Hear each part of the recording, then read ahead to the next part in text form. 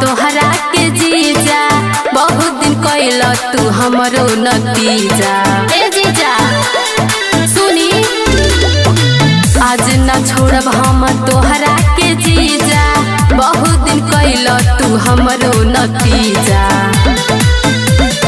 देखब जलसा मन में ललसा लागल बा भारी जी, ले चली दुर्गा दुआरी जी, जीजा हमार दिलदारी जी। बनाना इतना पुजारी जी, साली हमार प्यारी जी।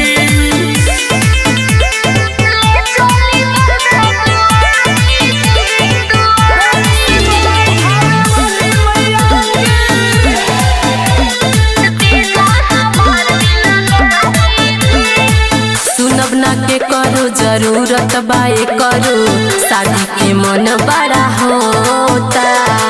मान तू बतिया बाड़ू तू भतिया, हो खया भी खा के मोटा बुझलू। ना जी सुनब ना के करो जरूरत बाए करो, शादी के मन बड़ा होता। मान तू बतिया बाड़ू तू भतिया, हो खया भी खा के मोटा। माई भीरी जाइब ऐसे ना आइब, करके आइब तैयारी जी, ले चली दुर्गा दुआरी जी, जीजा हमार दिलदारी जी। बनाना इतना पुजारी जी, साली हमार प्यारी जी।